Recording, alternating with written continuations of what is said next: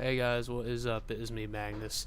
And today we're going to be talking about a new series, actually, that this video will start, called Throwback. If you don't know what Throwback is, it's essentially going to be a series where I take and share my experiences with older games, that have come out in a series' lifetime. For example, the one we're going to be talking about today is Battlefield 2. Battlefield 2 came out, and I believe around early 2000. It came out in 2004, around that time. And it was what got me into the first-person shooter genre as a whole. It was the first good PC game I ever played. Even though I couldn't run it on high settings, it was still a fun game in general to play. Even though I couldn't play it online, I never could figure out why it would not play online for me.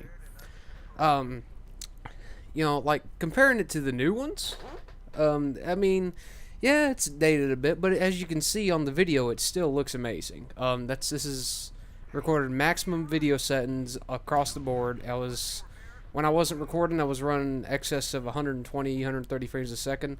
The game was not very intensive on any resources. But to continue on, some of the differences from the newer title releases, in the Battlefield series, obviously you don't have the destruction of the environment. You can't go knock down a tree or blow a hole in the wall to get somewhere. You actually have to plan your route around things. You can't go through things. At the time, they just didn't have the ability to do that yet. And even for that time, the game was still damn good. A lot of vehicle-based combat. I've obviously same thing with the new title releases.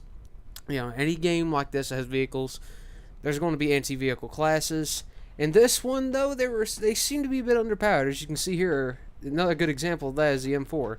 In this game, you simply could not spray, unless you were right up on the enemy that you were trying to hit. That was what made it stand out to me. Was you couldn't spray. It didn't matter how much you did; it would take forever. You'd burn through a whole magazine before you actually got a kill. So this game actually had selective fire modes, single, automatic. Let's see, semi-automatic and automatic for most of the assault rifles, like the M4 in question here, which is in the Special Operations Kit. A lot of stuff.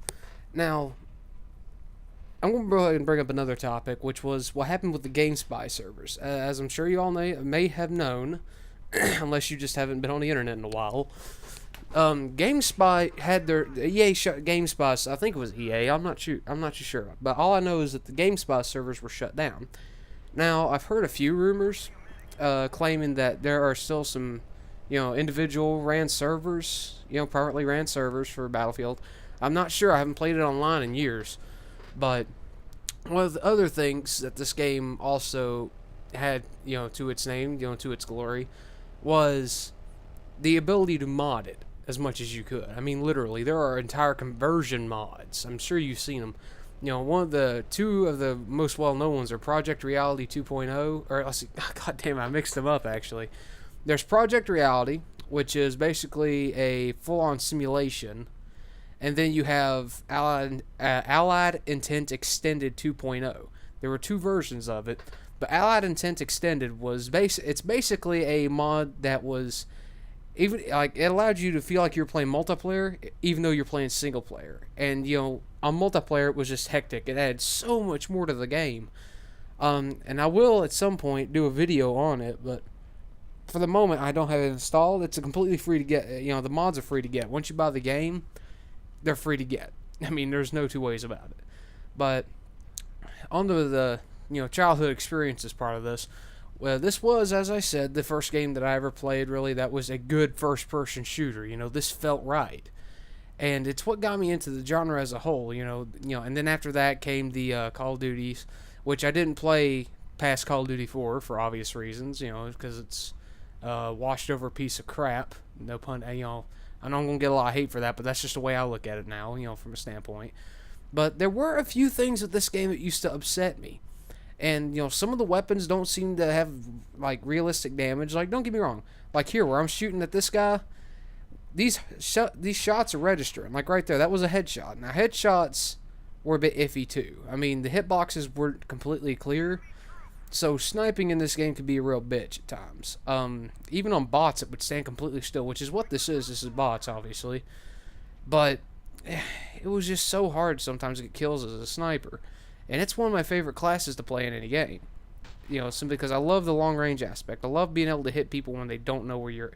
Like, let's say, all right, you got like this tank here. It's rolling through. He's got a gunner on. Now, the cool thing I always thought made this game stand out to me, even when I was young, was how you could shoot the people off the tanks. You could hit gunners that were up on the turrets, and you could duck down in the turret also if you were that gunner. So, everything sort of meshed together, and it was real fun.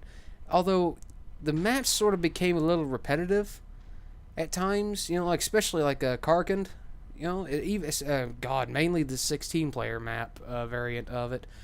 For those, if you didn't know, they have a 16, 32, and 64-player map variants of each map. The 64-player variants are the biggest, and by God, you can get lost in them if you are not careful. You will literally not see people for a solid 10 minutes, depending on the way the game's being played. But, anyways, this is the first episode of Throwback, guys. Hope you guys enjoyed it. Leave a comment, rate, like, and subscribe if you want to see more. And I'll talk to you guys in the next episode. Peace out.